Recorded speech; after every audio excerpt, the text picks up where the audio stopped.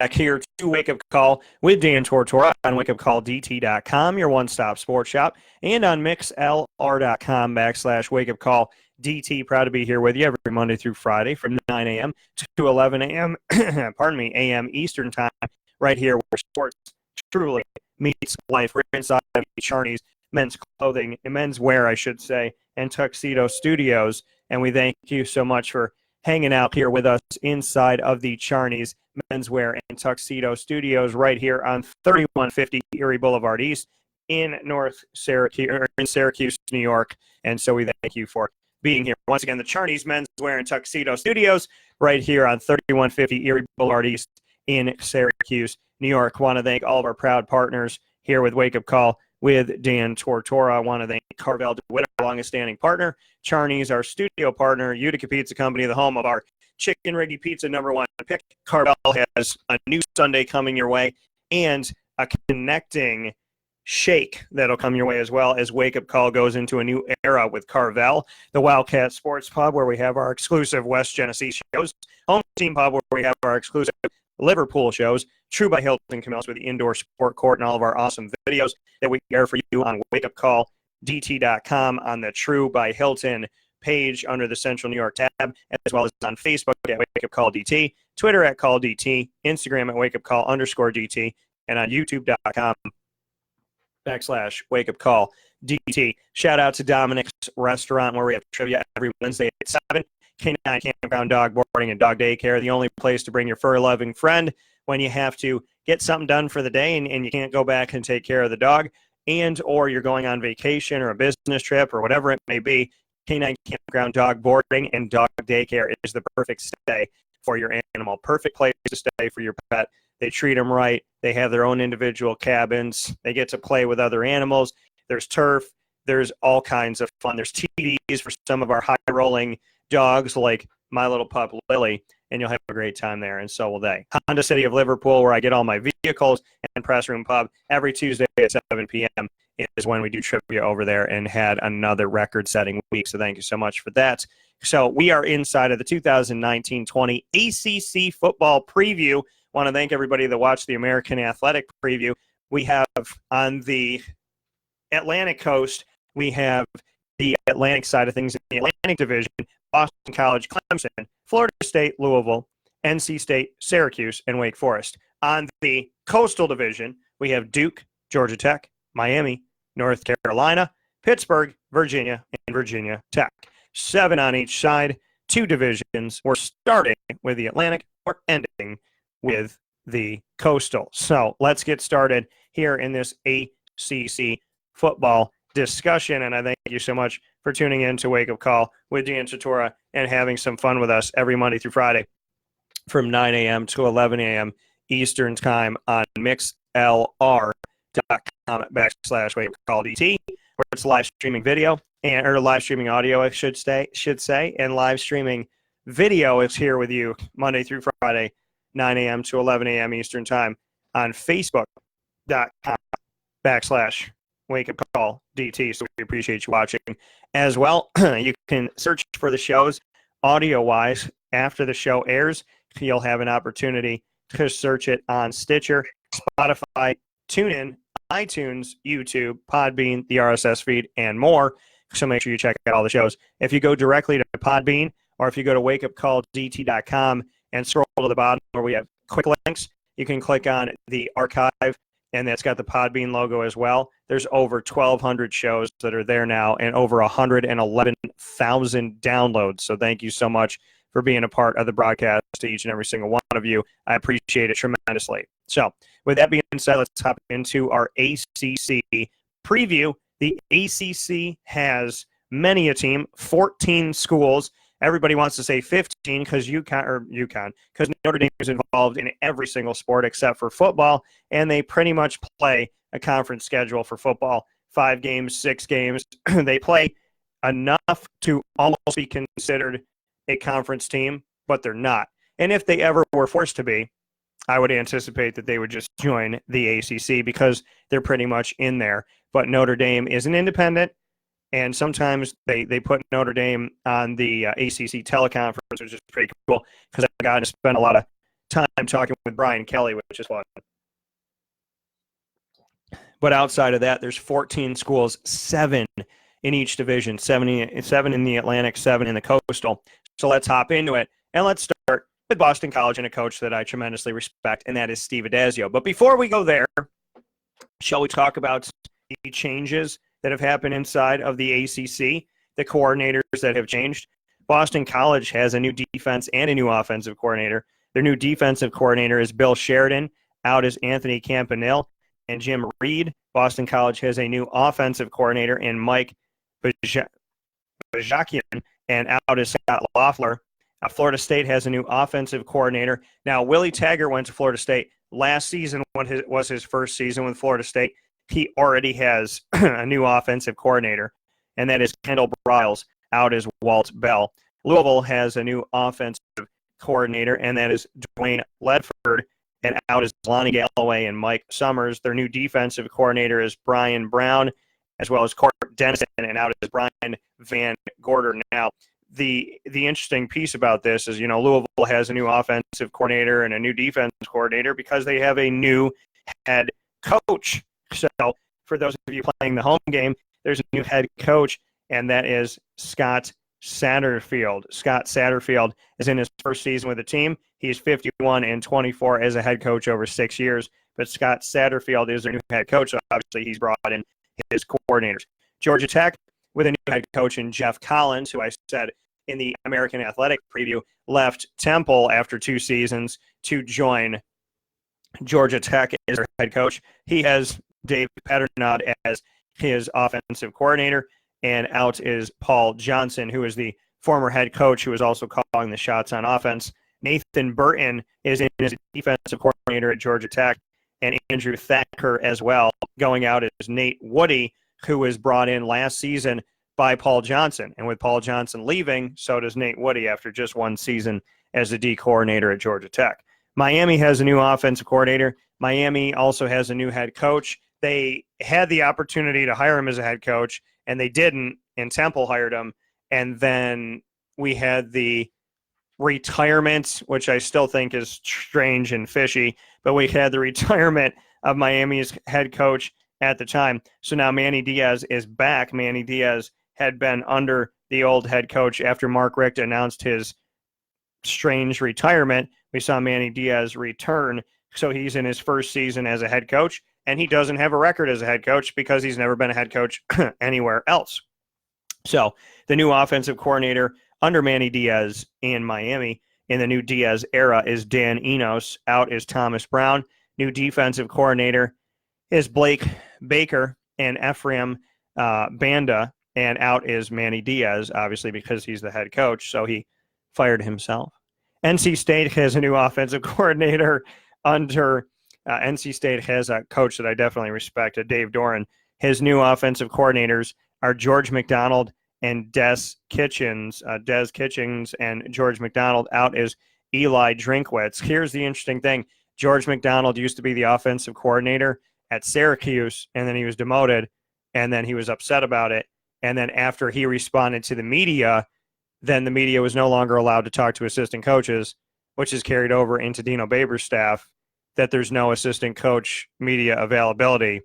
And then George McDonald went on from there to NC State. He stayed at NC State, and he is now the new offensive coordinator of NC State, sharing the duties with Des Kitchings, which is interesting. NC State's defense, their new coordinators are Dave Huxtable and Tony Gibson, and Ted Roof is out. So while Dave Huxtable kind of moving up with Tony Gibson, North Carolina with Mac Brown coming back to North Carolina. A nice little story here. A Hall of Fame coach who used to be at North Carolina is now returning from retirement to go back and coach North Carolina. How long? I would imagine that this would be more short-term, 2 to 3 years, but we'll see. And he has an offense coordinator, Phil Longo. Out is Chris Kaplovich after the firing of Larry Fedora, who was the head coach for the last few seasons, and definitely during my time covering the ACC when I came into it all. And I obviously wish Larry Fedora the absolute best, and I thank him for his time and his humor and his lightheartedness as well. Defensive coordinator Jay Bateman and Tommy Thigpen are at North Carolina now. John Papachis is off from North Carolina. Pittsburgh has a new offensive coordinator. That is Mark Whipple, and out is Sean Watson. And Wake Forest has a new defensive coordinator after Dave Clawson had fired his defensive coordinator during the season in a big-time loss to Notre Dame. Wake Forest has now replaced their defensive coordinator with Lyle Hempel after the firing of Jay Sawbell during the season last season. So, with that being said and that being tackled, the changes to the coordinators, we can now jump in to the Atlantic Division of the ACC and start alphabetically with Boston College. Boston College, Steve Adazio, 6 years there. Hard to believe it's already 6. He's 38-38 overall, 51-49 in his 8 years as a head coach, also coached at Temple, as I had mentioned before. And as this team returns to us and we look at what they have to offer, here's an interesting thing. BC is going to play a conference game in their season opener. So they're going to get right into ACC play. They're playing Virginia Tech on August 31st, and then they'll play Richmond, Kansas at Rutgers, and then they'll play at Notre Dame in their second to last week of the season on November 23rd. Boston College under Steve Adazio has made a bowl game 5 out of 6 years. I think it's 5 out of the last 6 years they've made a bowl game. So he has had tremendous success with BC, and anybody that underplays what he's done at Boston College isn't paying attention. They're returning depth chart starters. We have Kobe White at wide receiver. We have left tackle Ben Petrula. We also have right guard John Phillips, who came from a little place called CBA in Central New York. Quarterback Anthony Brown is back. Running back A.J. Dillon is back, who could be the best in the country, arguably, hopefully, stays healthy. And then we have Chris Garrison returning at tight end. Tommy Sweeney going to the Buffalo Bills in the 7th round out of Boston College. Do not forget about Tommy Sweeney. He could find his footing and find his place in the NFL, and I hope he does. Defense, 3 starters return. Tanner Carafa is back at defensive tackle. Max Richardson is back at weak side linebacker, and corner Brandon Sebastian is back for the Boston College Eagles. As far as the returning starters, by the numbers of those that are returning to us, when we look at all of those pieces and what we have here kind of returning to us in this respect, when we look at some of the positives that are coming back from Boston College, I mean, obviously A.J. Dillon is probably the biggest one that we have in his return to Boston College, and what he's been able to do and his capabilities and all the positivities that he brought to everything. Anthony Brown also 2,121 yards, 20 touchdowns, 9 interceptions last year. A.J. Dillon, 227 attempts, 4.9 yards per carry, 1,000-yard rusher with 1,108 rushing yards and 10 touchdowns.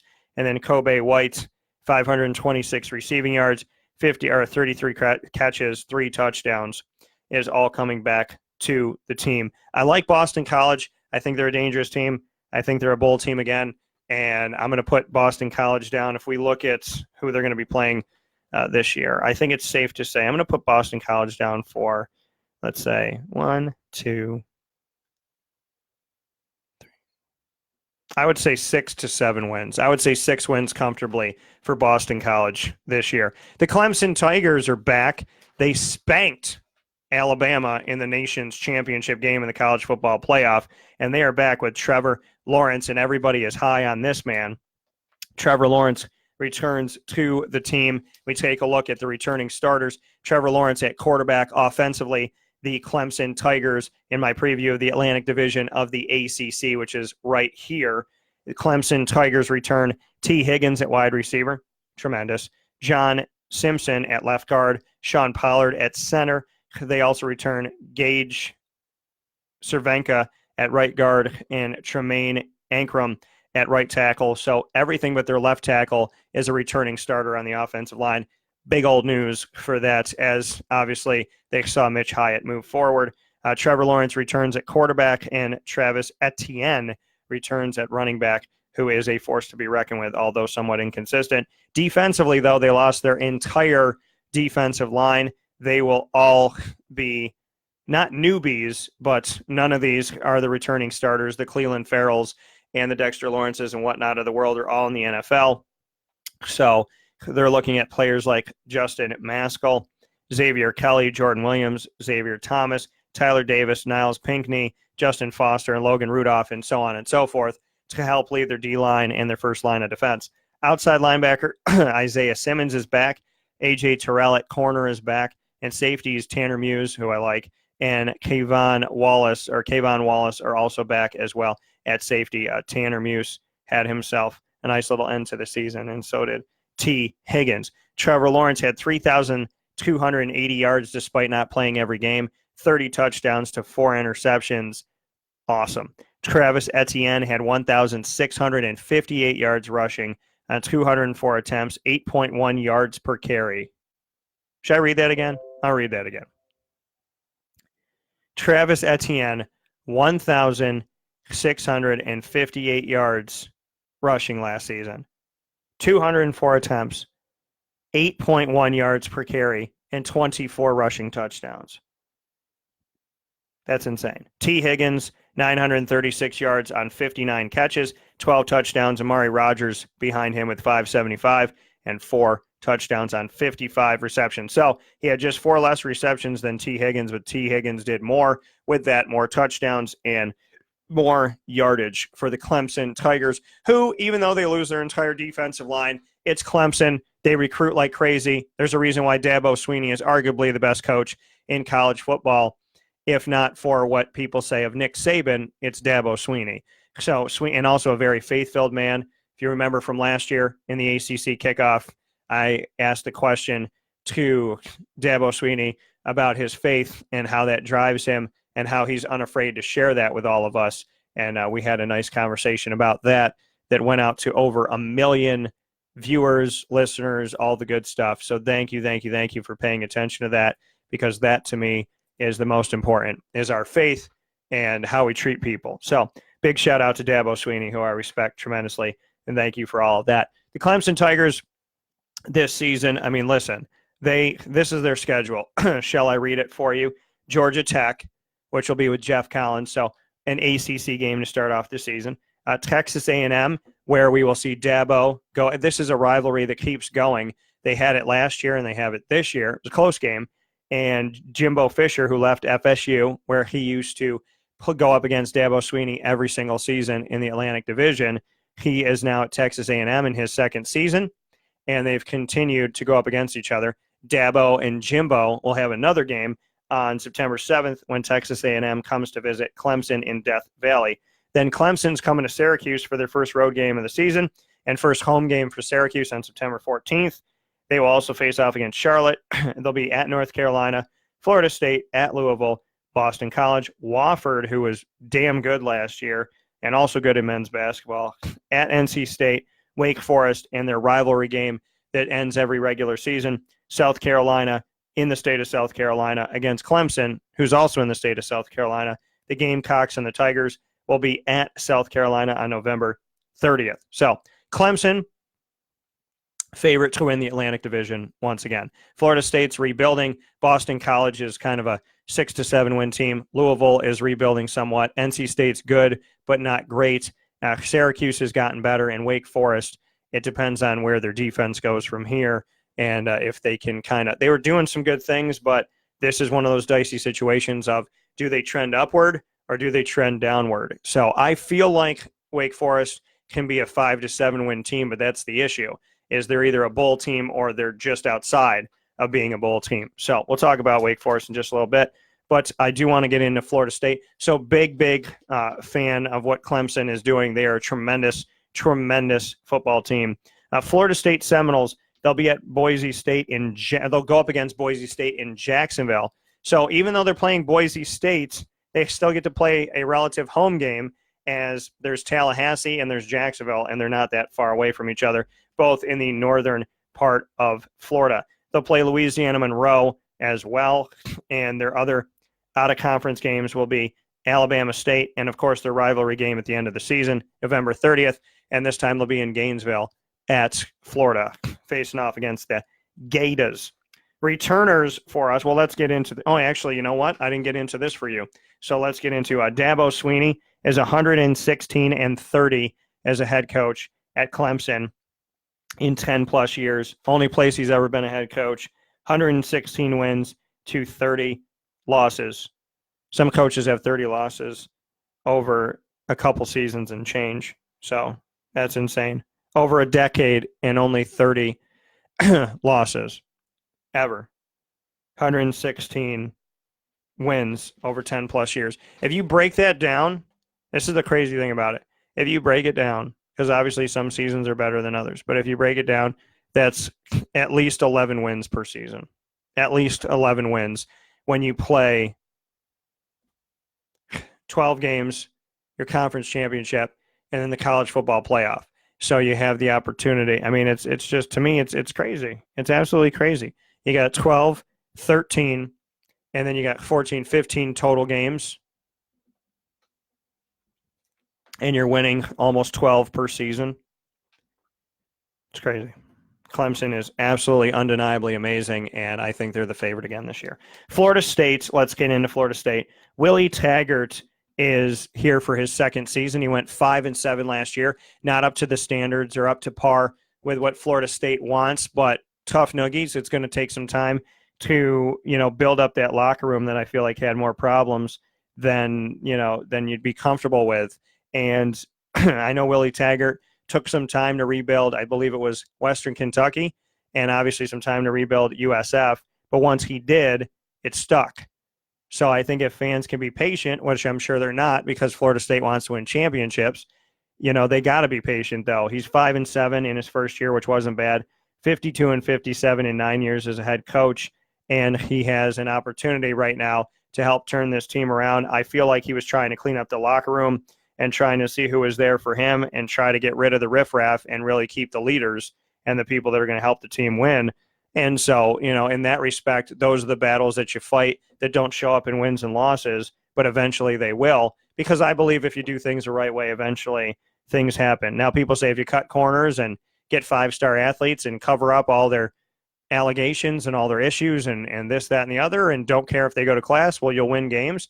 Well, you know what? I'm sure that happens, but I couldn't sleep at night if it did. And I would like to have faith that Willie Taggart, who I covered for multiple seasons with USF and now cover with Florida State, I'm having faith that Willie is cleaning up the swamp, doing things the right way, and making sure that Tallahassee is not only a tremendous football program, but that these men are good people.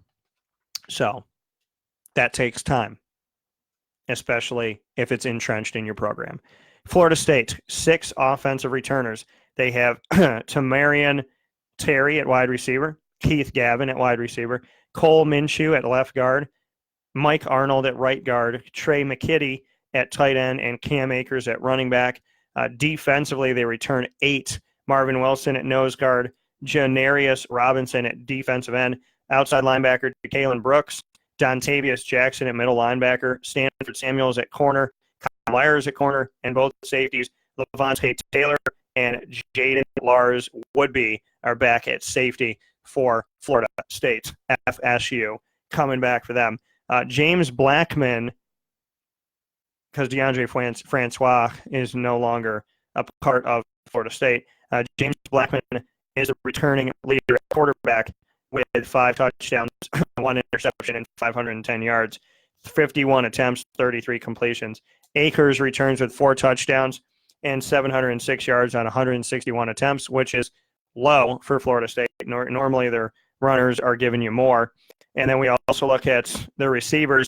Naquan Murray moved on to the NFL. DJ Matthews is back with 382 yards, 42 catches, and a touchdown. Tamarian Terry, 35 catches, 744 yards, 21.3 yards per reception. Insane. And 8 touchdowns. Keith Gavin, who I mentioned, had 26 catches for 415 yards and a touchdown last season. Florida State, to me, they have some good, but I mean, they're obviously rebuilding. Like I said, they're trying to find their footing, trying to find their place. Jaleel McRae, who I believe I interviewed in his recruitment process, he enrolled in January, and he has an opportunity to make a splash at linebacker. I like Florida State. I think Florida State's going to do some good things. And if you're just joining us for the ACC Football Preview, whether you're listening or watching from the Charney's Menswear and Tuxedo Studios here on 3150 Erie Boulevard East in Syracuse, New York, we thank you. Covering Florida State in the Atlantic Division right now. I think Florida State is, I mean, if we look at the grand scheme of things, I would say 1, 2, potentially 3, 4. I would say I'm comfortable Florida State being 6-6, if not 7-5 this year. I think they're going to get better. I think last year, Willie Taggart's first year at Florida State, 5-7. I think they add a win or two on top of that. Again, not what Florida State fans want, but they're going to have to deal with it as Willie Taggart is building his team his way. The Louisville Cardinals are up next. They have Scott Satterfield, and obviously Bobby Petrino was let go during the season last season. They bid adieu to Bobby Petrino and that connection there. So that, with that being said, we have Scott Satterfield, who comes to the University of Louisville, and this is his first season as their head coach. His overall record is 51-24 in 6 seasons as a head coach. He guided 3 consecutive Sun Belt Conference championships, and he was named the 23rd head football coach in the history of Louisville on December 4th, 2018. He had a 51-24 record coming from Appalachian State of the Sun Belt, 38-10 in the conference in 6 seasons with the Mountaineers. His conference record of 34-6 in 5 Sun Belt seasons is the best in the league over that span. He became the first coach to lead a school from the FCS level to the FBS and immediately earned 3 consecutive bowl wins. So not only did he have 3 consecutive bowl wins, but he also led the team from Division I AA to Division I A while he was doing all this great stuff, and had 3 conference titles for Appalachian State inside of the Sun Belt, led the program to the 4th straight bowl appearance this past season. So big ups to everything that he did at Appalachian State. Again, Appalachian State's one of those teams I mentioned could be a candidate for joining the American Athletic Conference with all their recent success in the Sun Belt. But now, after that success at Appalachian State, Scott Satterfield is now with the Louisville Cardinals. And like I said, 51-24, just an amazing run that he had with Appalachian State. He starts off his first season with Louisville, and the Cardinals start off their era of Scott Satterfield literally with a giant behemoth. They have to play Notre Dame. Now they'll be home, but they have to play Notre Dame on September 2nd to start off their season. They'll also play Eastern Kentucky, Western Kentucky in a game in Nashville, Tennessee, and they'll play at Florida State, Boston College, at Wake, and so on and so forth, all the way through. They have Syracuse, the second last game of the season, November 23rd, and that'll be home in Louisville, Kentucky. And then they'll play at Kentucky in their rivalry game on November 30th. So the Louisville Cardinals' first season with Scott Satterfield, they got to get into and got to get in the swing of things. A lot of stuff kind of broke down after Lamar Jackson left, and Bobby Petrino had the team last year once again. But it was almost immediately after Lamar left, things just – I thought they were going to struggle. I didn't think they were going to struggle as much as they did. They're returning 5 starters, Devontae Pete and Des Fitzpatrick at receiver. They're returning Mekhi Becton at left tackle, Cole Bentley at center, and Juwan Pass at quarterback. They're also returning 9 defensive players, including defensive end Derek Dorsey, defensive end Tiberius Peterson, and nose guard Jarek Goldwire, as well as G.G. Robinson at nose guard. Linebackers C.J. Avery, Dorian Etheridge, and Rajay Burns are all coming back at the linebacker position as they run a 3-4. 3 of their 4 starting linebackers are back in Avery, Etheridge, and Burns. And then Cornelius Sturgill at cornerback is back, and free safety Kane Pass is back. Juwan Pass had 1,960 passing yards last season, 8 touchdowns to 12 interceptions. Malik Cunningham had 79 attempts for 497 yards, 6.3 yards per carry for 5 rushing touchdowns. And Hassan Hall, who was originally potentially going to be coming to Syracuse, He had 70 attempts for 303 yards, 4.3 yards per carry, and 3 touchdowns. Des Fitzpatrick comes back. Jalen Smith was the leader for Louisville last season at receiving. He's moved on to the NFL. Des Fitzpatrick is a returning leader in receptions with 31. Very balanced, though. He had 31 catches. Chatarius Atwell had 24. Seth Dawkins had 25.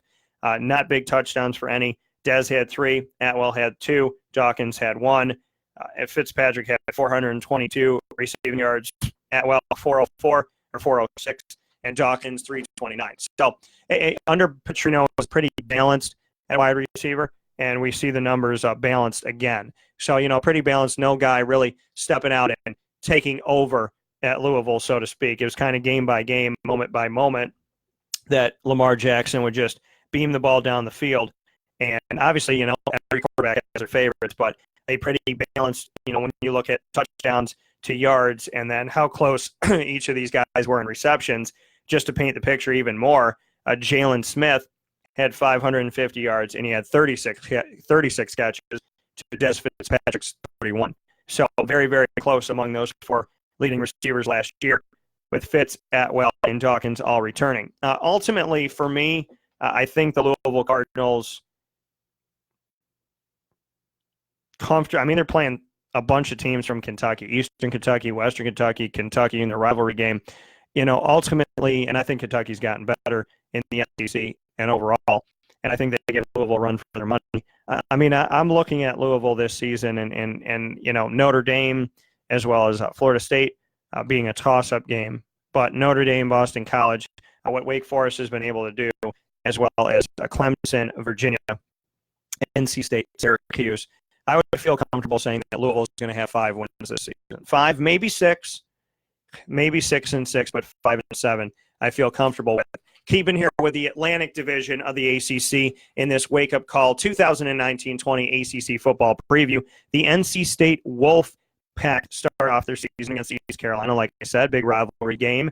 They have out of conference in the state of North Carolina. That's on August 31st. They'll play Western Carolina as well. They'll be at West Virginia, so they get to see a non-Dana Holgorsen West Virginia, and they'll play Ball State as well before they get into their conference schedule. Dave Doran returns for his 7th season as the head coach of the NC State Wolfpack. He's 43-34 as their head coach, 66-38 over 8 seasons as a coach, 6 of those 8 years spent with NC State. Outside of that, their returning starters for NC State, they have Emeka Emezi is returning at wide receiver. We have Josh Fed Jackson coming back at right guard, Justin Witt at right tackle, Dylan Ottenreith at tight end. And a lot of changes when it comes to quarterback and running back as far as not having a returning starter, obviously. Ryan Finley is a Cincinnati Bengal now. So defensively, did I say that there was no pro teams in Cincinnati? If I said that in the last video, I did not mean that by any stretch of the imagination. Obviously, there's the Bengals. So defensively, there's 8 returning starters for the NC State Wolfpack. They are James Smith-Williams at defensive end, D-tackle Laurel Murchison, Isaiah Moore at linebacker, Nick McLeod at corner, as well as Chris Ingram at corner. Safeties, Stephen Griffin, Jarius Moorhead, and Tanner Engel all return. Matthew McKay is the leading returning passer on the team with 7 completions on 8 attempts for 87 yards. Ricky Person Jr. is their leading running back coming back, 471 yards on 112 attempts, 4.2 yards a carry, and 2 touchdowns.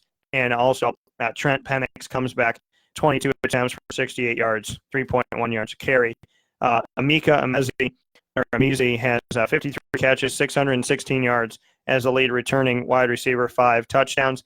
And Thayer Thomas, 3 touchdowns on 34 receptions, 383 yards. So Emeka and Thaler are leading in those wide receivers that are returning for NC State. Not crazy numbers. They lose a lot. Obviously, they lose their starting running back. They lose their starting quarterback as well. So, and they've lost a lot on the offensive line, and they've lost some depth there. So, when we look at the grand scheme of things for NC State, I trust Dave Doran. I think that he's put together some depth. he's definitely put together guys that are NFL worthy. So, in my opinion, I think NC State's going to be okay. I'm going to put NC State at 7 wins. They are going to have to play. I mean, North Carolina, I think, is going to be a victory. Last game of the season at home for NC State, little rivalry inside of the state. At Georgia Tech before that on November 21st. I think that could be a win for them, depending on how fast Jeff Collins gets things going.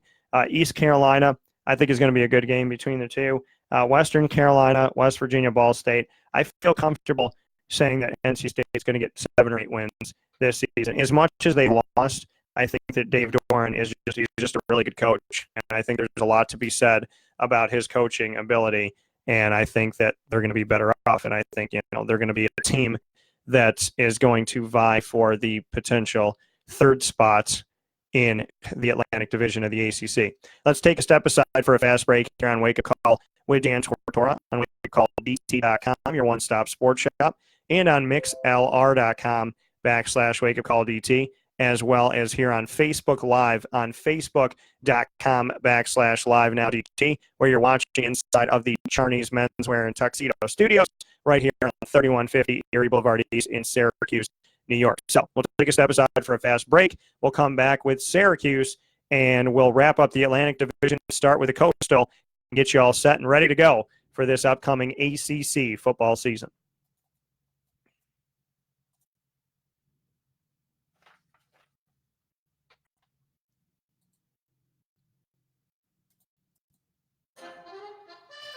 Utica Pizza Company spells family.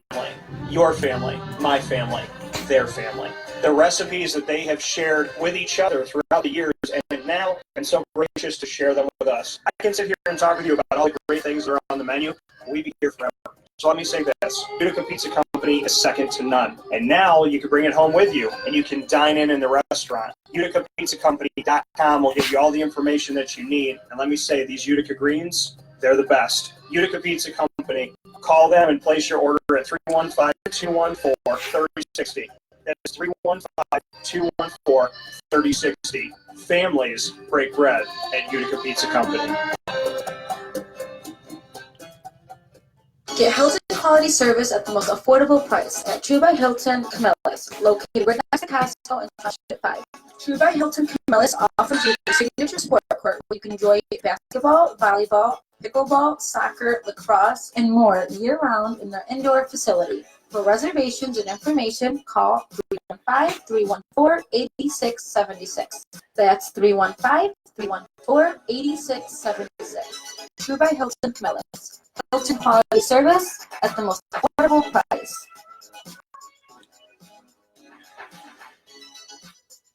Hi, friends and fans. Home Team Pub is the place to be to cheer on your fave home team. Located at 7990 Oswego Road in Liverpool, HTP has you covered with an amazing drink selection. Let's not forget about the signature drinks or those kid-approved gourmet milkshakes. The happy hour specials and pub entrees will have your mouth watering. Check out the website, hometeampub.com, or follow us on Facebook and Instagram for more specials. At Home Team Pub, you're always the MVP.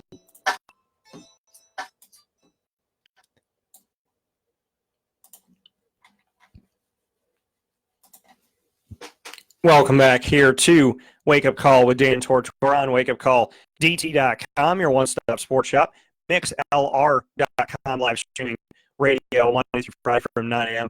to 11 a.m. Eastern Time. mixlr.com/wakeupcalldt. Of course, watching here on Facebook Live on facebook.com/live-now-DT as well. We're inside of the ACC Football Preview. I promised you 9 a.m. to 11 a.m., but because of the fact that we have so much to go through, 26 teams took a little bit longer than 2 hours. So if you're going to do anything, you under-promise and over-deliver. You never want to over-promise and under-deliver, so we're doing it the other way here. So we're finishing off the Atlantic Division, and then we're heading off to the Coastal Division to get you set and ready for the ACC football season, giving you information on every single one of the 14 ACC schools to give you a little background, a little taste, a little teaser as you get set. So thank you so much for tuning in, whether you're watching or listening or both. We appreciate it tremendously. Inside of the Charney's Menswear and Tuxedo Studios on 3150 Erie Boulevard East in Syracuse, New York. Here's a team that some of you might know that I know a thing or two about. And maybe I've covered for over a decade. And that would be your Syracuse Orange. Shall we circle where we've gotten to already? We've talked about BC. We've talked about Clemson. We've talked about Florida State. We've talked about Louisville and NC State. And now it's time to cover this little beauty that I've spent many a year with, my hometown, where I grew up, my stomping grounds. So Syracuse is up next on the docket. Dino Babers is coming in to his fourth season, believe it or not. He's 18-19 as a head coach at Syracuse. 18-19 as a head coach at Syracuse, coming off of a 10-3 season, setting all kinds of records and just canceling out things that didn't happen for 17 years and this many years and that many years, being ranked in the AP as well as the coaches poll top 25, first time ever ranked in the college football playoff rankings, first time in forever that the team started 4-0, which was back in 1991 when Marvin Graves was the starting quarterback on the team. And on top of all of that, getting to 10 wins for the first time in forever. I mean, it was such a tremendous season last season. Win a bowl game. Now they're 3-0 in their last three games against old rival West Virginia. Eric Dungy got to leave as the MVP of the Camping World Bowl. He got to leave with 10 wins. He got to leave with going to the postseason. And I got to have that very emotional moment with him after the game when he sat at the podium and just let it all out. So I truly appreciate it. You definitely want to check out Project Dungy. It's my three-part series. It was an audio show with his mother, his father, his brother, and his sister, a video special with his mother, his father, his brother, and his sister, and then an audio show of Eric Dungy coming onto my broadcast after hearing from Matt and Cindy and Tim and Emma and giving his thoughts on his career and what they had to say and so much more. So Project Dungy, definitely want to check it out. It's a timeless time capsule moment, three-part series on Eric Dungy that was exclusively done here at Wake Up Call with Dan Tortora. You're not going to find it like this anywhere else. So I appreciate Emma and Tim and Cindy and Matt for making it possible, and obviously Eric for completing the Project Dungy when all was said and done. So thank you so much for that. Syracuse is coming back this season without Dungy. They have Tommy DeVito. Tommy DeVito is a different type of quarterback, more of a pocket passer. And at the same time, not only is he a pocket passer, but he has a bunch of running backs now in the stable. So I would like to think that Syracuse can be a little bit more traditional and hand off the ball with guys like Abdul Adams and Mo Neal, as well as Jarvion Howard and new incoming true freshman Jawar Jordan Jr. So it would be nice to see this offense continue to be explosive, but it'd also be cool to see more of a pocket passer who can beam the ball down the field and really doesn't have cold feet when he comes out. I mean, he came off the bench during a game last season where he literally dropped back and threw like a 67-yard pass, first attempt out of the gate. So Tommy DeVito's got an arm. He's more of a pocket passer. We got a bunch of runners now in Syracuse. So I would like to see a new era and kind of say, okay, this is the Dungy era, and I appreciate it and loved it for what it was. And here's the DeVito era, which is different, and I can appreciate and love it for what it is now. So I think it's cool to have the juxtaposition. I think they can both be successful, and I'm excited to see what they can do. I think Syracuse is going to win 8 games in the regular season. Some have predicted them to win 9, but I got them at 8. They start on the road at Liberty and at Maryland. Their first home game was against Clemson. It's the last time Clemson came there. They were the reigning national champion, and they lost to Syracuse. Clemson comes in this year as the reigning national champion, and Syracuse is trying to do it again, and it was also done under Babers. Right after that, they have Western Michigan with former offensive coordinator and quarterbacks coach Tim Lester coming back to the Dome. Then they have Holy Cross, 3 games in a row at home. Then they're at NC State, Pittsburgh at home, at Florida State, BC at home, at Duke, at Louisville, and they get to end the season against Wake Forest on November 30th at home. Now, usually their last game of the season has been either BC on the road or BC at home. This time around it's Wake Forest. So a little bit interesting there, a little change The returning starters for Syracuse on offense, they have 6. They have Sean Riley at wide receiver, Nykeem Johnson and Taj Harris at wide receiver, Mo Neal at running back, but there's been a lot of, kind of utilizing multiple running backs there. Aaron Service is back, but they have him at right tackle. Evan Adams is back, and they have him at right guard. And Aaron Service should serve some time at center. Sam Hackle has spent some time in different pieces of this, and he's currently at center right now. So some good things with Syracuse. Obviously, Tommy DeVito's had some time out there, but he's never truly had the team on, he's never truly been given the keys to the team outright. Obviously, Dungy being there. Tristan Jackson, somebody to look forward to. I had Tristan Jackson and Abdul Adams because of a loophole. If you have to sit out an NCAA season, you sit out the regular season. But you can play the bowl game because it's an extension of the season. So Tristan Jackson got to play, and he scored. Abdul Adams got to play, and he scored. And if that's any sign of what's coming in the future, hell yes for Syracuse. So a lot of good stuff. Defense returns 7. Elton Robinson at defensive end. Defensive tackle McKinley Williams. Defensive end Kendall Coleman. Josh Black is back and not considered necessarily a starter, but he has been in the past. He's a nose tackle right now. Cornerbacks Chris Frederick and Scoop Bradshaw return as starters. And big-time phenom Andre Sisco coming out as a true freshman. He's back at free safety. And Evan Foster at strong safety. And you also want to look out for Mr. Trill Williams, who is in the secondary and had a tremendous true freshman season as well. Tommy DeVito last year had 4 touchdowns, 3 picks, 525 yards, 67 attempts, 44 completions. Mo Neal led the team even above Eric Dungy in rushing yards with 869 rushing yards, 155 attempts. So he did more with less. Dungy had 184 attempts for 754. Mo Neal had 155 attempts for 869, 5.6 yards per carry, 5 touchdowns. Dungy obviously led with 15. Dante Strickland's also gone. Jarvion Howard had 315 yards on 68 attempts.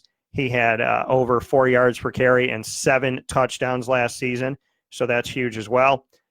Sean Riley returns at receiver with 756 receiving yards, 64 receptions, 3 touchdowns. Nykeem Johnson had 4 touchdowns, 65 yards, and matching him with 565 yards was true freshman Taj Harris, and he had 3 touchdowns. So a lot of talent coming back to Syracuse and a lot of depth at wide receiver and running back. So now it's just about this offensive line shoring itself up, some guys moving around, other pieces stepping in. It seemingly took forever for the offensive line to get good at Syracuse. Over the last couple of years, it kind of happened really last year. But now with Dakota Davis and Sam Heckel is moving around and Ryan Alexander trying to make a push and whatnot, we're now in a position of who is going to step up and how quickly can they shore up the line and how many holes can they create and how long can they protect DeVito and who's going to be a blocking running back. And at the same time, is DeVito going to have that presence, that comfort, and that ability to be the leader, because it's different to step in than it is to be the true leader of the team. So I'm very excited about this. Clinton Elmore said, I'm looking for great things from Syracuse. And obviously he is the proud papa of a one, Mr. Elmore, Chris Elmore, who is the tight end on the team and does some good things on the team and is definitely a player that can help condense the clock by pounding the ball forward and obviously score. I think Chris Elmore should always be a threat on the goal line. That's just my opinion, because he's a big guy. He can push, and he's been successful. So, I mean, when you have a guy like Elmore, you always want to utilize him. So even if he's a decoy, you're going to score. If it's a fake, then, DeVito can go the other way and run in from a yard out or whatever it may be. So what I'm saying to Dino Babers in Syracuse is use Chris Elmore, because when you do, it's typically working. And he's been very successful as a fullback / tight end hybrid because he's a big bodied guy who can move his legs and get forward. So I like it. Syracuse, like I said, I got them for 8 wins this season.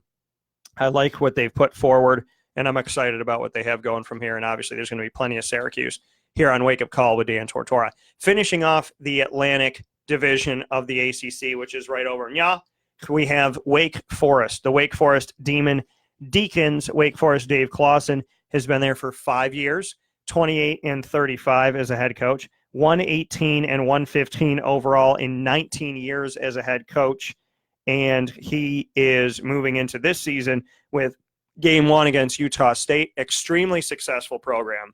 Last season, DeAndre Smith, who was the former running backs coach at Syracuse, has now gone with the entire staff, including the head coach of Utah State, to Texas Tech. So Utah had a lot of success last year, but now and obviously ran the ball very, very well. Shout out to the talent and shout out to DeAndre and what he did with the talent. So now Wake Forest is facing a Utah State team that has a different coaching staff. They'll be at Rice, and they have Elon this year as well. And they will have those games. So out of conference, Utah State at Rice and Elon. And then they actually added another ACC game. So they will officially play 9 ACC games as they will face off against North Carolina, who's in the Coastal Division, on September 12th. Because they'll have North Carolina, they'll have Duke, and they'll have Virginia Tech on the road. So having 3 games against the Coastal, when normally each division, so Wake Forest as an example, Wake being in the Atlantic Division, they have won forever in the Coastal Division that they'll face off with, and then they have a rotator. So this time around, they have 2. So they have North Carolina, they have Virginia Tech, and they have Duke. So Wake Forest has their forever, and in the Coastal Division, their forever rival, and then they have the one that rotates every single year. This time around, they're going to face Duke, North Carolina, and Virginia Tech, which is good because Wake Forest is in North Carolina in Winston-Salem, and they'll get to face Duke in North Carolina, and if they can beat one of them or both, it's bragging rights in recruiting. So that's some good stuff that they have going on there. Returning starters for Dave Clawson's team. On offense, there's 5. They have Sage Surratt at wide receiver. They have right guard Nathan Gilliam. They have Jake Benzinger at right tackle, Jake Frudenthal at tight end, and Sam Hartman at quarterback. They also have 4 defensive returners. They have Carlos Basham Jr. at defensive end. They have Justin Stranad at linebacker. Stranad at, oh my gosh, I can't speak today. Linebacker Justin Strand at their linebacker position, senior. They have Amari Henderson at corner. They have Asang Basie at corner as well. Sam Hartman had 1,984 yards, 16 touchdowns, and 8 interceptions at quarterback. Jamie Newman had 1,083 passing yards, 9 touchdowns, and 4 interceptions, and they're both fighting for the starting quarterback job. Cade Carney had 1,005 yards, 168 attempts, 5.3 yards per carry, and 8 touchdowns. Big ups to him. Sammy Hartman and Jamie Newman, both at the quarterback position, had over 200 yards rushing, 2 touchdowns for Hartman, 4 touchdowns for Newman. Sage Surratt led the receivers with 581 yards of those returning and 4 touchdowns. They lose Greg Dortch, who had over 1,000 yards receiving. Scotty Washington's also back on the team. 3 touchdowns, 20 catches, 243 yards last season for Wake Forest. So for Wake, I would anticipate Wake having, let's say, 1, 2, 3, 4. I would say Wake is comfortable 6-6.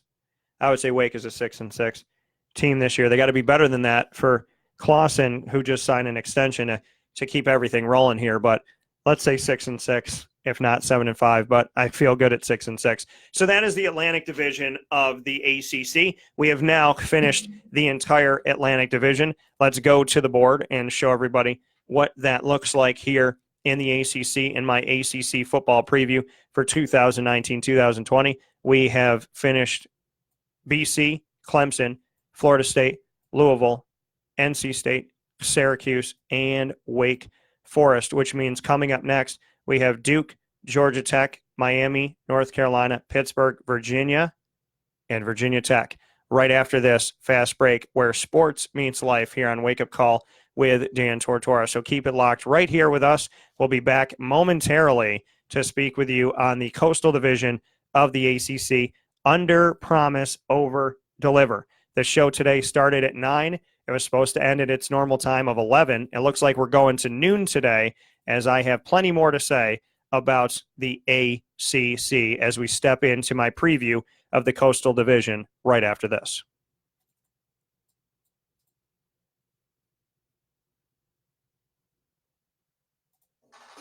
The Wildcat Sports Pub in Camillus, New York is located on 3680 Milton Avenue in the Home Depot Plaza. It is your family-friendly sports bar and restaurant.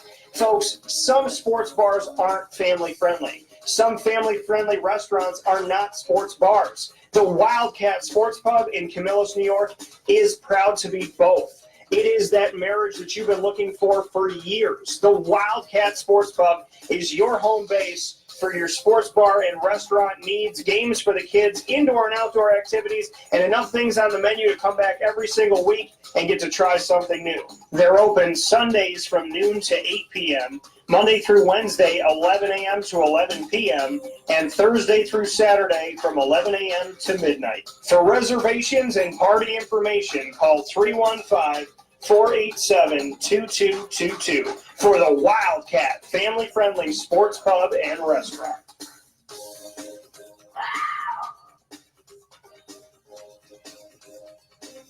Consistency is, well, consistently hard to find unless you head to 119 East 2nd Street in East Syracuse, New York, the home of the Pen and Trophy Center, who has been serving us Central and Upstate New Yorkers as well as beyond for decades. The Pen and Trophy Center on 119 East 2nd Street in East Syracuse, New York gives you an amazing and unique way to customize a memory today. Say it with the Pen and Trophy Center. Be it an Employee of the Month award, a sports award, something for your business, engraving for your family, your loved ones, anniversaries, birthday parties, and so much more, including remembering somebody who served in the military. Say it with the Pen and Trophy Center. 119 East 2nd Street in East Syracuse, New York. The definition of consistency is pen and trophy. Browse their products on penandtrophy.com. That's penandtrophy.com, and call them for more information at 315-422-8797. That's 315-422-8797.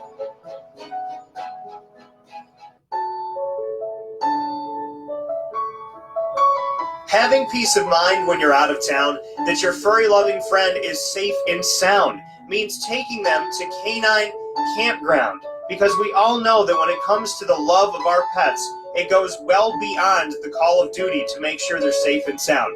Right, Lily? So take a ride to 242 Johnson Street in East Syracuse, New York, and see Canine Campground and where your dog will be staying, in the classic cabin, the executive cabin, the grand cabin, or of course the luxury cabin, because if you know Lily, you know she loves luxury.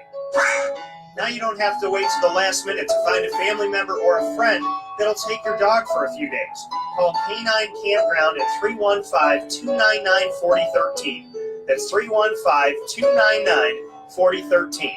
Their drop-off and pickup times are Monday through Sunday. Check K9campground.com for more information. That's the letter K, the number 9, and campground spelled with a K.com. K9campground.com. When you're going out of town, bring your dog to Canine Campground. Get Hilton quality service at the most affordable price at True by Hilton, Camillus, located right next to Costco in Township 5. True by Hilton, Camillus offers you their signature Top It breakfast bar with over 30 different toppings to personalize the most important meal of the day, all complimentary with your stay. For reservations and information, call 315-314-8676. That's 315-314-8676. True by Hilton, Camillus. Hilton quality service at the most affordable price.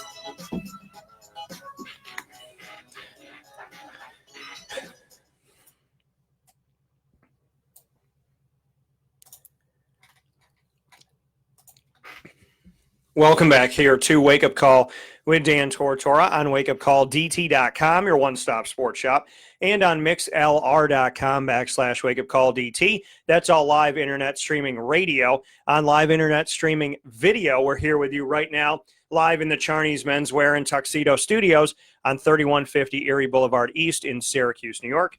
On Facebook Live, facebook.com/live-now-DT. We have covered the entire Atlantic Division of the ACC. It's now time to do the Coastal Division of the ACC in my 2019-20 ACC Football Preview. Getting you ready for the season. So we're going to start with Duke and go alphabetically. Duke, Georgia Tech, Miami, North Carolina, Pittsburgh, Virginia, and Virginia Tech. Here's the craziness. We already have a couple coaching changes here. So on the side of the Atlantic Division, Adazio's back, Sweeney's back, Willie Taggart's in his second season, but we have Satterfield at Louisville, and then Doran's back, Babers is back, and Clausen's back. On the other side of it, we have David Cutcliffe at Duke, but Georgia Tech has Jeff Collins, Miami has Manny Diaz, North Carolina has Mac Brown, Pittsburgh has the return of Narduzzi, Virginia has the return of Mendenhall, and Virginia Tech has the return of Justin Fuente. But we have three new coaches in the Coastal Division. Almost half of the Coastal Division teams will have a new coach. Mac Brown returning to North Carolina. Miami's Manny Diaz going from coordinator to head coach after going through Temple for 2 weeks, maybe, that he was supposed to be their head coach. And then Georgia Tech having Jeff Collins come from Temple and end up at Georgia Tech. So Jeff Collins leaves, goes to Georgia Tech after Paul Johnson's gone, and then Manny Diaz goes up to Temple to take the place of Jeff Collins as the head coach of Georgia Tech, and then comes back to Miami. And now we have Jeff Collins, who was in Temple, and we have Manny Diaz, who I don't even know if his plane made it to Temple, both now in the Coastal Division, coaching against each other. Pretty cool story. Duke is the first one here as we get set with the Coastal Division in this wake-up call ACC football preview for 2019-2020. The depth chart of Duke returns 5 starters. We will see Julian Santos, left guard, come back. Jake Wallabaugh is back here for their center position. Arcavius Chambers is back at right guard, and Robert Kraling is back at right tackle. So only the left tackle does not have a starter returning in the sense of what the depth chart originally was. So 4 out of 5. Not too shabby on your offensive line, which goes way understated in football in general. Deion Jackson is back at running back, and obviously Daniel Jones is a high draft pick with the Giants, so that means that Quentin Harris is going to have to step it up, and there's some other that we can talk about there. Quentin Harris had 437 yards, 34 completions on 68 attempts, literally 50% completion percentage on the dot, 7 touchdowns to 1 interception. On defense, they returned 9 starters to the Duke Blue Devils. That is Drew Jordan at defensive end. All their defensive linemen are back starter-wise. Drew Jordan is back at D-end. Also D-end Victor Dimukay is back on the team, Dimukay. And then defensive tackles Derek Tangelo and Trayvon, McSwain are back at D-tackle. Cornerback Mark Gilbert is back. Michael Carter II, Marquise Waters, Leonard Johnson, and Dylan Singleton, all 4 safeties back starters returning to the Duke Blue Devils.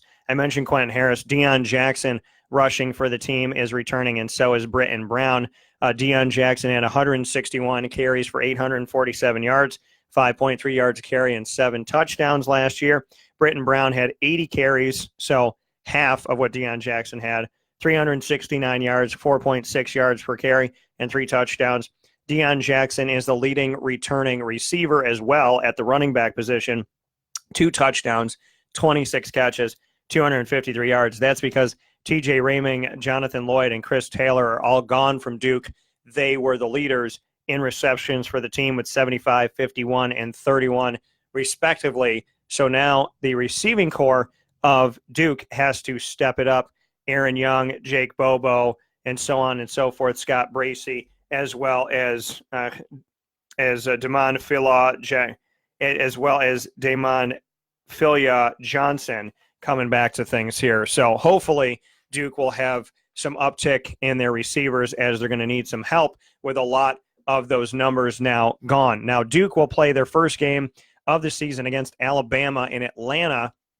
This was a game that I got to see at Mercedes-Benz Stadium a couple seasons ago when Alabama played Florida State. They're playing Duke to start off the season. Then Duke is playing North Carolina A&T. They're at Middle Tennessee after that. And they will also face off against Notre Dame on November 9th before they face off against Syracuse at home on November 16th. So 3 out of their last 4 games of the season are at home for Duke against Notre Dame, Syracuse, then they're at Wake, and then home against Miami. David Cutcliffe is in his 11th year at Duke, or his 12th year at Duke. He's 67-72 in 11 years, 111-101 in 17-plus years as a head coach, and spending the majority of that with the Duke Blue Devils and being a quarterback guru who just had Daniel Jones, who was the first quarterback taken in this year's draft, too. Hopefully, at some point, the mentality, I would think, even though they've drafted a running back or a quarterback in the last 3 drafts with Davis Webb, who's not there anymore, Kyle Lauletta, and most recently Daniel Jones, 3 years, 3 quarterbacks drafted for the Giants, and the hope is that Jones is the future, that Eli Manning, after this year or next year, will be retiring or wherever he might end up going, and that the reins will be handed to Daniel Jones in the not-too-distant future. And Daniel Jones did a lot of good things for Duke, just has to stay healthy. He can also run the ball, too, which I feel like some people don't know, and that's something that I'm going to admit to you wholeheartedly. I didn't think of Daniel Jones as a runner, and then you go back and you look at his numbers, and let's actually do that. So I don't want to just talk about it. I want to actually state the case here, because on this show, we don't just make wily comments and say that they're the truth. We actually make a statement and back it up with information, what you were taught to do in school. So Daniel Jones, passing-wise, he had 2,836 yards in 2016 with 16 touchdowns and 9 interceptions. 2017, he had 2,691 yards, 14 touchdowns, and 11 interceptions. And last year, he had 2,674 yards, 22 touchdowns to 9 interceptions. He played 11 games last year. He played 13 in 2017 and played 12 the year before that. So, not anything that's taken him out for a long, long time, just a statement here. He does run the ball, though, and that's something I wanted to talk about. He had 141 attempts in 2016 for 486 yards. He had 7 touchdowns. 2017, he had 161 attempts, 518 yards, 7 touchdowns. Last season, 104 attempts, 319 yards, 3 touchdowns, 17 touchdowns in 3 seasons. So Daniel Jones can run the ball, which is something Eli Manning doesn't do. Just a note to be made there is Daniel Jones is, I would venture to say, the future, because if he's not, why waste a pick that high? So Daniel Jones, the future, it's just the when, but he's not with Duke anymore. And the future of the Duke Blue Devils is going through Quentin Harris and potentially, a plethora of quarterbacks there. As if I know anything, David Cutcliffe can get his quarterbacks to do the work that needs to be done, even if they don't have the best of talent to throw to. And in the case of Quentin Harris and company, they got a bunch of wide receivers that got to step it up because their starters on offense are not at the wide receiver position. And like I said, their leading receiver is their running back, Deion Jackson, because all the receivers had finished up and moved on. So their leading receiver from last year is their running back. So let's see what Quentin Harris and company can do with Duke as they move forward. I think Duke is good for, let's say, comfortably 5 to 6 wins this season. Love to see him at 6. I think we'll probably see him at 5. Georgia Tech has a new head coach, like I said, in Jeff Collins. Jeff Collins is in his first season there after spending 2 years as the head coach at Temple, where he went 15-10. He did spend some time on the staff with the Florida Gators before that. And for Georgia Tech, which is weird to think of without Paul Johnson, Jeff Collins comes to a team that has 4 returning starters on the depth chart on offense, with Jalen Camp at wide receiver, Zach Quinney at left tackle, Kenny Cooper at center, and Connor Hansen at right guard. On defense, they only returned 3, David Curry at linebacker, Trey Swilling at corner, and Tariq Carpenter at safety. So you got a team with a new head coach, again, where everybody has to re-show themselves because this coach did not know you, this coach did not recruit you, So if you're on the team and you're a returning starter or an incumbent starter, you got to prove yourself all over again. You're a true freshman all over again. And so having a lot of guys that, when you look at Georgia Tech and there's only 7 returning starters on the depth chart from last year on offense and defense combined, this is a perfect situation because Jeff Collins is new and he has a plan and he wants you to prove yourself to him. And so what better way to do it than be on a team that's not returning that much from last year's depth chart on their first string. So it was going to change anyways. Not having a bunch of them return gives you an opportunity to just really have a clean slate. Tobias Oliver returns at quarterback, 2 touchdowns, no interceptions, 7 completions on 16 attempts for 167 yards. Tobias Oliver also ran the ball 876 yards, 152 attempts, 5.8 yards per carry, 12 touchdowns. Jordan Mason and Jerry Howard Jr. also had a bunch of touchdowns on the ground and attempts. This is a team that was a triple option. So we saw Taquan Marshall, their former quarterback, have 216 attempts. Tobias Oliver had 152. Jordan Mason had 108. Jerry Howard Jr. had 107. And Marshall had 11 touchdowns. Oliver had 12. Mason had 7. Howard Jr. had 5. Jalen Camp leads in returners at wide receiver with 11 catches for 186 yards, which is 1 game for NFL receivers. But again, this was a triple option team. So as Jeff Collins takes his identity and puts it here is, what is he going to do?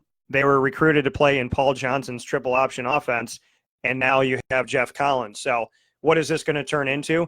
I think it's going to be a 3-4 win team for Georgia Tech. Miami is next up. Manny Diaz is the new head coach, but he was there on the staff already under Mark Richt as a defensive coordinator. He has 4 offensive players returning on the depth chart. Jeff Thomas at the wide receiver position, Navon Donaldson at left guard, DJ Scaife Jr. at right tackle, and Brevin Jordan at tight end. Defensively, he returns 6 with Jonathan Garvin at DN, Pat Bethel at deep tackle, Michael Pinckney at weak side linebacker, Shaquille Quarterman at middle linebacker, and strong side linebacker Zach McLeod. So the whole linebacker crew is back, and Trajan Bandy is back at the cornerback position for the Miami Hurricanes. Miami's leaders from last year, Cozy Perry, led the team as quarterbacks returning, led the team with 1,091 yards, 13 touchdowns, and 6 interceptions. But they made the move to get Tate Martell. And even though some players have gone out there and had, applied for a medical red shirt or, a red shirt, or not a medical red shirt, but applied for a waiver so they could play immediately and transferring. I know it happened with Syracuse with something going on with a player's family, and he applied for a waiver to play immediately, and they didn't give it to him. I think it was John Raymond. And in the case of the Miami Hurricanes, Tate Martell just seemingly didn't want to fight for his job at Ohio State, so they gave him a waiver to play immediately, not because of injury or family situation, but because he wanted to play, which good for Tate Martell, but confusing for other people who had other situations that seemed more dicey and difficult and worthy of an immediate waiver. But Tate Martell has the opportunity to be the quarterback there, and N'Kosi Perry is the one that's coming back. DJ Davis is coming back as a leading rusher, 6 touchdowns, 617 yards on 109 attempts, 5.7 yards per carry. Travis Homer is gone. He's with the Seattle Seahawks. Receiving, Jeff Thomas led the team last year with 35 catches, 563 yards, and 3 touchdowns. Brevin Jordan had 32 catches, 287, 4 touchdowns. Mike Harley did not have a touchdown, but 21 catches for 240 yards. So Manny Diaz is with a Miami team that under Mark Richt for a couple seasons looked like it was getting better, looked like things were going well, looked like they were trending up. A couple seasons ago, they brought in the turnover chain, this giant gaudy gold chain. Everybody's having fun on the sideline. Fans are loving it. The players are loving it. It looks like, everybody's just having a good old time in Miami. And then last year, the wheels fell off, and now Manny Diaz took over after accepting a job at Temple and then coming back, I think, before the plane even landed in Philadelphia. So I don't think Miami's a bad team. I'm just confused as to what the hell happened with what Mark Richt was building and how it seemingly quickly advanced and then quickly dissipated. So what Manny Diaz can do, I think, is up in the air, but I think he's better off than Georgia Tech this year. And so I'm going to comfortably say that let's put Manny Diaz in a situation where his team wins 6 or 7 games this year. I know some people have him down for 8. They're playing the Florida Gators in Orlando. Pretty cool. That's the Camping World Bowl, I would imagine. So they're going to be playing there. That's a big-time game for Miami. They'll be at North Carolina. They'll face up against Bethune-Cookman and Central Michigan. They'll play the Virginias at home, Virginia Tech and Virginia, and Georgia Tech at home. And they'll also play at FIU in the second to last game of the season. I mean, Miami, in my opinion, it goes how Virginia goes, because I think that they could get, let's say, 1, 2, 3. I'm going to be comfortable with Miami at 5 or 6 wins this year. I know some people got them at 8 and 4, but they've had some recent issues, and it's caused me to question. So I'm going to say 5 or 6 wins. Maybe I'm going to say 5 or 6. Let's just keep it at that, because I'm not going to go against my gut. My gut is my gut. Let's say 5 or 6. When I'm looking at the schedule, that's what I'm saying. North Carolina has a new head coach, but he's a returning head coach. Mac Brown, he's 69, 46, and 1 in his 10 years at North Carolina, but this is his second stint. Overall, he was a coach for 30 years, had a record of 244 wins to 122 losses, literally double the amount of wins that he had losses. 244 wins, 122 losses, and 1 tie. And he is back in North Carolina out of retirement as a Hall of Famer. There's 4 returning North Carolina. And the thing is, North Carolina's had so much trouble. Their team has been in the basement of the ACC for the last couple seasons that, again, not having a lot of returning starters, I don't think it would matter either way if they did on the depth chart, because you got to blow it up and not necessarily blow it up. You got to find your leaders. You got to build around it. But when you have a new coach, again, not to beat a dead horse, just reality.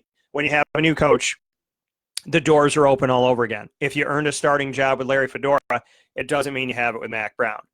You have to prove yourself all over again. Everybody's a true freshman, which is great for the true freshmen and the early enrollees. Everybody's coming in on the same level.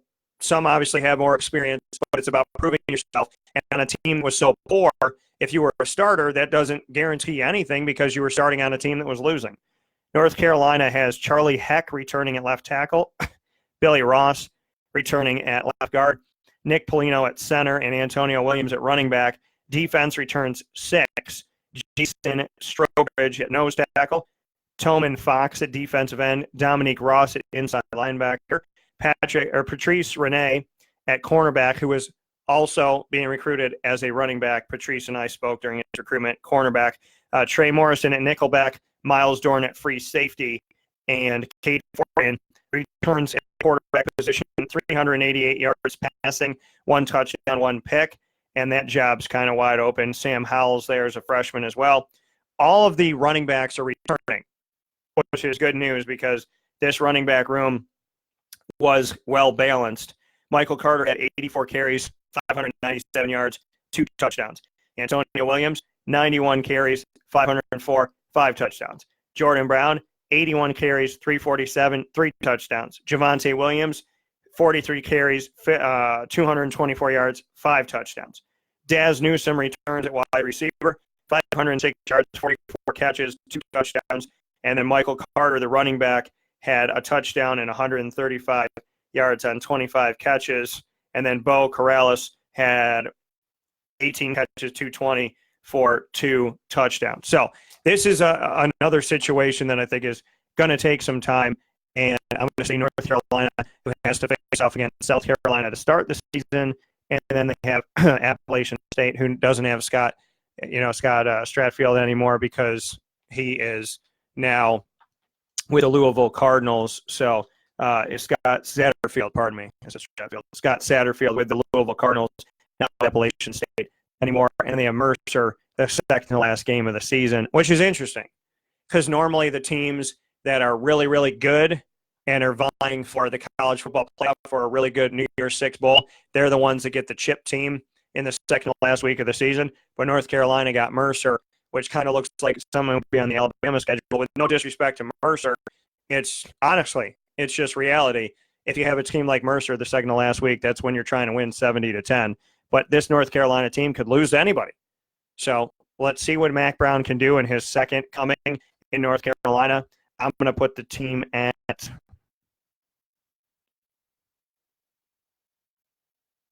3-9 or 4-8.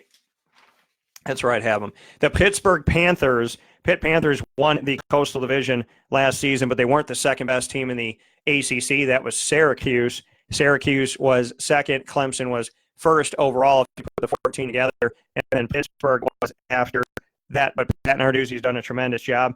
He's been there for 4 years. He's 28-24. This is his fifth season. He's only been a head coach for those 4 years at Pittsburgh, this being his fifth coming in. And his returning starters on offense, speaking of Pittsburgh, he has Taser Mack and Aaron Matthews, as well as Maurice French at wide receiver. He has Jimmy Morrissey at center and Kenny Pickett as his quarterback. Defensively, they returned 5 starters for the Pitt Panthers. That is Rashad Weaver at D end, Amir Watts at D tackle, Elias Reynolds at middle linebacker, Dane Jackson at corner, and DeMar Hamlin at free safety. Kenny Pickett had 1,969 yards passing, 12 touchdowns to 6 interceptions last year. Kenny Pickett was also the leading returning rusher on the team for the Pitt Panthers as they lost Kadri Allison to the Atlanta Falcons in the draft. So Kenny Pickett comes in with 117 attempts for 220 yards. A lot of attempts for a quarterback. Not a lot of production on average, 1.9 yards per carry, but he did have 3 touchdowns.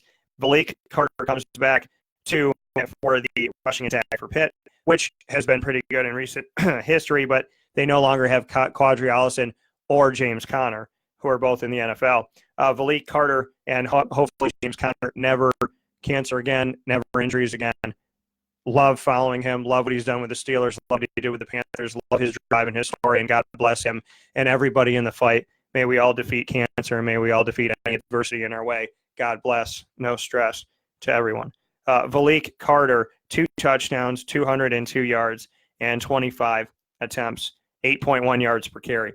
And also returning for receiving as far as the leaderboard, Maurice French, 35 receptions, 515 yards, 6 touchdowns. Taser Mack, 25 catches, 557, and a touchdown. Aaron Matthews, 9 catches for 120 yards, but did not have a touchdown last season. Pittsburgh, I think that Miami's going to struggle. I think Georgia Tech's going to struggle. I think North Carolina's going to struggle. So that automatically puts Pitt in the top 4. I think they'll be in the top 3, potentially. I think they'll be above Duke. So I feel good about Pitt. Let's say 7-5 for Pitt. Let's say 7-5. They play Virginia, so they play a Coastal Division ACC game right in the beginning of the season on August 31st. They have Ohio. They have UCF in that back and forth, so they'll play UCF in Pittsburgh. So they have Ohio, UCF, they have Delaware, and they will – so those are there. So Ohio and Penn State, and they'll be at Penn State on September 14th. So nice non-conference schedule with Penn State and UCF. So we'll see what Pitt can do with that. But let's say 7-5. I think they'll be in the top 3 of the Coastal Division. And finishing off the Coastal, as we've gone through it here, and we appreciate you watching Wake Up Call with Dan Tortora, as we've extended outside of hour 1 into hour 2 and now hour 3. We have covered in the Coastal Division Duke, Georgia Tech, Miami, North Carolina, and Pittsburgh, which has left us with the Virginia and Virginia Tech in this final piece of my 2019-2020 video and audio ACC Football Preview. The Virginia Cavaliers are up next. Bronco Mendenhall, 16-22 as a head coach because he started off not so strong, but did have some success recently. 3 years here as the head coach of the Virginia Cavaliers after Mike London was let go. And I always want to appreciate Mike London for his time and Bronco for his as well. Bronco just honestly seems like a good person. He's one of those people where you look him in the eye and you just see someone who genuinely is like a kid appreciating his job, like an adult who knows that he's living a dream that that has that true emotion of it and goes well beyond football. So I appreciate that. So with that being said, he's 16-22, 3 years as a head coach of Virginia. Hard to believe it's already going into his 4th year. He was 14 years as a head coach, 115-65. Obviously was a coach at Boise State before he came over to Virginia, and he will be returning 6 starters with Hassis Dubois at wide receiver, Joe Reed as well, Ryan Nelson at left tackle, left guard Chris Glasser. He'll also be returning his right guard, Dylan Rankensmeyer, and quarterback Bryce Perkins, who's a dual threat quarterback, which is something they didn't have for a while. Defensively, they'll return 7 for the Cavaliers. Eli Hanbeck will be returning for the team at nose tackle. Charles Snowden, outside linebacker. Inside linebackers Jordan Mack, Zane Zandler, and Robert Snyder all come back, and cornerback Bryce Hall will be back on the team. Bryce Perkins had 2,680 yards, 25 touchdowns, and 9 interceptions last season as the quarterback for the Virginia Cavaliers. Bryce Perkins was also their leading rusher behind Jordan Ellis, who's not there anymore. Ellis had 215 attempts for over 1,000 yards and 10 touchdowns. Bryce almost matched him toe-to-toe with 212 attempts, 923 yards, and 9 touchdowns, 4.4 yards a carry.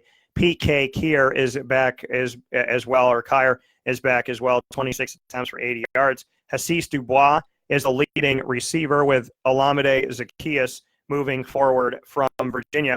So Hassis Dubois, 5 touchdowns, 52 catches, 578 yards. Joe Reed, 7 touchdowns, 465 yards on 25 catches, back for Virginia. I feel good about Virginia. I like them. They're starting off the season at Pittsburgh, like I said. They have William and Mary, Old Dominion. They'll be at Notre Dame. They have Liberty in the second to last game of the season.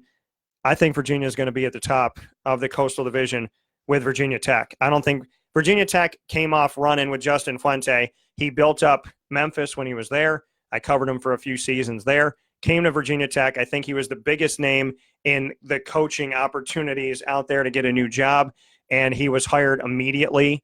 I feel like within 3 days, paid a ton of money. So, I mean, it fit everything I was talking about when I put him at the top of the coaching opportunities of who you could hire. Fuente was at the top. I think he was paid as such and picked up quickly to kind of restate the point that I had made and add value to it, and had a rough season last season. Has been going through some injuries on his team, and I don't think that's a forever thing. I'm very surprised that there has been any turmoil with Virginia Tech, but, injuries happen. I shouldn't say turmoil, but any type of, I just don't picture Justin Fuente as a losing coach. I don't see that. So I don't think it's going to stick on for long at all. I think they'll be back to it this year, and I think the Coastal Division's wide open. Fuente is heading into his 4th year at Virginia Tech with the Hokies. He's 25-15, 51-38 overall after being in Memphis and having a lot of success with Memphis. Bud Foster's his D coordinator, who stayed on when Frank Beamer finished up his time at Virginia Tech. And if you listen to any of my interviews with Justin Fuente, he gives a lot of credit to his success coming from Bud Foster deciding to stay on with the staff at Virginia Tech, which is pretty cool and humble. Offensively, they returned 5 starters: Damon Hazelton at wide receiver, Christian Darasaw at left tackle, Zachariah Hoyt at right tackle, Dalton Keene at tight end, Ryan Willis at quarterback. And on defense, they returned more players on the depth chart as starters from last year than any other team in the ACC and any other team in the American Athletic from the preview we did before. They have 11 with Emmanuel Belmar at DN, Gerard Hewitt at D tackle, Haushin Gaines at D end, Rashard Ashby at inside linebacker, Dax Holyfield at inside linebacker, Dylan Rivers at inside linebacker, Khalil Ladler at outside linebacker, Caleb Farley at cornerback, Bryce Watts at corner, and strong safety Reggie Floyd, and Divine Deblow at free safety. So one of my favorite names, Divine Deblow. So we have that. Ryan Willis comes back with 2,716 passing yards, 24 touchdowns, 9 interceptions. Deshaun McCleese is back on the team. 96 rushes, 433 yards, 2 touchdowns, 4.5 yards per carry. Ryan Willis, dual threat guy, 113 attempts, 354 yards, 4 touchdowns for the quarterback. And Jalen Holston, 57 attempts, 281 yards, 4.9 yards per carry, 2 touchdowns. Damon Hazelton comes back with 8 touchdowns, 51 catches, and 802 yards, all of which led the receivers for Virginia Tech last year. Hezekiah Grimsley has a touchdown, 31 catches, and 382 yards he comes back with. And Dalton Keene, 28 catches, 341 yards, and 3 touchdowns for Virginia Tech, who I feel very good about. They start off the season at Boston College with an ACC game between the Coastal and the Atlantic. They will face off against Old Dominion, who's become a non-conference partner of the ACC this year. They also have Furman, and then they have Duke, so they very easily could be at least 3-1, if not 4-0 to start off the season. I'm looking at them starting off the season 5-1 or 6-0. I think Virginia Tech is going to take the Coastal Division, if not Virginia. So let's say Virginia and Virginia Tech at the top of the Coastal, followed by Pittsburgh, and then potentially Duke. North Carolina, Miami, and Georgia Tech are going to struggle. I think North Carolina and Georgia Tech the most. Miami is 5 or 6 wins. So with that being said, this is your 2019 and 20 ACC football preview. We have gone 3 hours on today's show to give you 12 schools in the American, 14 schools in the ACC. Atlantic Division is done. Coastal Division is set. And we are ready for some ACC football in 2019-2020. Thank you for watching and listening to Wake Up Call with Dan Tortora live in the Charney's Men's Clothing and Tuxedo Studios here on 3150 Erie Boulevard East in Syracuse, New York. I appreciate it tremendously. Find us on Facebook as you see the ticker say it while I'm talking. Perfect timing. That's a big ups, and that's a little slap hands with God. Facebook at Wake Up Call DT, Twitter at Call DT, and Instagram at Wake Up Call _DT. So thank you so much for tuning into the show. Find us 24/7 on wakeupcalldt.com. There's an ACC page. There's also an American Athletic page. These videos will be on there. And these are time capsule videos that you can watch from now all the way through to the start of the season and during the season to get my thoughts and see if I was right and see, some of those things that we discussed. So this has been your ACC football preview. Thank you to Boston College, Clemson, Florida State, Louisville, NC State, Syracuse, and Wake Forest of the Atlantic, Duke, Georgia Tech, Miami, North Carolina, Pittsburgh, Virginia, and Virginia Tech of the Coastal Division. And thank you so much for tuning in. God bless and be well. Wake Up Call with Dan Tortora is with you Monday through Friday from 9 a.m. to 11 a.m. Eastern Time on mixlr.com/wakeupcalldt and also on live video streaming on facebook.com/livenowdt. And you can search Wake Up Call with Dan Tortora for our video or our audio archive, I should say, on Stitcher, TuneIn, Podbean, the RSS feed, iTunes podcast, Spotify, and YouTube.